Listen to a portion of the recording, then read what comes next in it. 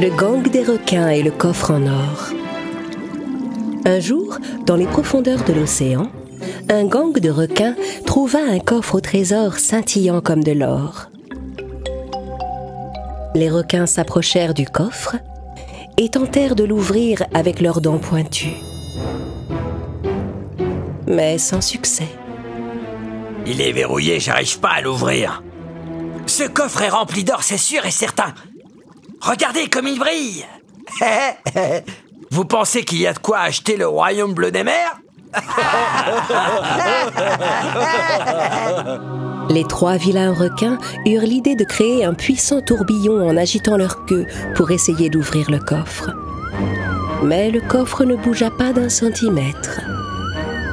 Ensuite, ils essayèrent de scier le coffre avec leurs nageoires acérées. Mais rien n'y fit. Alors ils recommencèrent à mordre le coffre de toute leur force, et tous ensemble. Mais le coffre était bien trop solide. C'est pas vrai, il y a forcément un moyen d'ouvrir ce coffre. En attendant, les requins enfouirent le coffre sous le sable pour que personne d'autre ne le découvre. Mais soudain, une lumière vive s'échappa de la serrure du coffre, écarta le sable et disparut. Il brille tellement, quelqu'un va forcément le voir.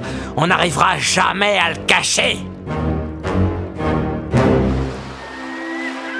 Pendant ce temps, à la surface, le prince Édouard et la sirène Aria naviguaient sur leur bateau, quand ils virent une bouteille flotter sur l'eau. Oh, vite, attrapez-moi cette bouteille. Un membre de l'équipage repêcha la bouteille avec un filet et la porta au prince Édouard. « C'est peut-être un appel au secours, mon prince. » Le prince sortit le message de la bouteille. Le trésor de notre île, caché depuis des siècles dans un coffre en or, a été perdu. Si nous ne le retrouvons pas, notre île sera plongée dans les ténèbres. Signé le peuple de l'île de l'ombre. J'en étais sûre. Le peuple de l'île de l'ombre a besoin de mon aide, mon prince. Si je n'interviens pas, le soleil ne se lèvera plus sur l'île de l'ombre. Sans perdre un instant, Aria plongea dans la mer. Dès qu'elle fut dans l'eau, ses jambes se changèrent en une queue de sirène. Elle scruta le fond des mers et les récifs de coraux pour trouver le coffre, mais ne le vit nulle part. Elle chercha au milieu des algues, mais le coffre n'y était pas non plus. Quand elle commençait à perdre espoir, elle vit soudain le coffre briller. Mais au même moment, 3 vilains requins essayaient de déplacer le coffre en le poussant avec leur museau. Je vais acheter le royaume de Poséidon avec l'or de ce coffre. Moi, je vais me payer de nouvelles dents bien pointues avec l'or de ce coffre. Et moi, je m'achèterai un dauphin et je m'assierai dessus pour me promener. Et vous? Éloignez-vous tout de suite de ce coffre. Vous ne devez pas toucher les affaires des autres sans permission. Le coffre appartient aux habitants de l'île de l'ombre. Les requins s'avancèrent vers Aria pour l'intimider. Non, tout ce qui se trouve dans la mer est à nous, petite sirène. Alors que les requins s'apprêtaient à attaquer la petite sirène, Aria leur échappa rapidement grâce à sa queue habile, attrapa sans peine le coffre en or et s'enfuit avec. Les requins n'en revenaient pas qu'Aria ait pu soulever le coffre aussi facilement. Ils se lancèrent aussitôt à sa poursuite. On a trouvé le coffre, il est à nous. Lâche-le tout de suite. Aria passa à travers un trou creusé dans un rocher et les requins la suivirent. Mais si les 2 premiers requins réussirent à passer dans le trou, le chef du gang resta coincé. Aidez-moi! Me laissez pas là, je suis coincé! Ah! Les requins essayèrent en vain de libérer leur chef. Puis ils repartirent à la poursuite d'Aria. Au bout d'un moment, ils aperçurent une queue verte qui remuait derrière de gros rochers. Inutile de te cacher, petite sirène, on t'a trouvé! Rends-toi, on ne fera de toi qu'une bouchée! Un des requins s'élança et mordit la queue, mais il fut aussitôt pris de secousse, car l'animal qu'il venait de mordre était une anguille électrique. Oh! Je ne peux plus bouger, je suis paralysé. Vite, on a récupéré le coffre en or.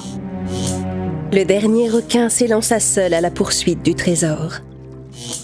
Pendant ce temps, la petite sirène Aria était fatiguée de porter le coffre et elle commença à ralentir. Saisissant cette opportunité, le requin accéléra pour rattraper Aria. Mais la petite sirène réussit à freiner le requin en créant régulièrement des courants contraires avec sa queue. Soudain, elle lança le coffre de toutes ses forces vers la surface. Et elle nagea dans la direction opposée pour semer le requin. Je dois suivre le coffre ou la sirène? Coffre ou sirène? Coffre ou sirène? À cet instant, le coffre retomba sur la tête du requin, qui sombra au fond de l'océan. Aria ramassa le coffre et remonta rapidement vers le bateau. Dès qu'elle sauta sur le pont, sa queue de sirène laissa la place à des jambes humaines. Le prince fut très heureux de voir revenir Aria avec le coffre dans les mains.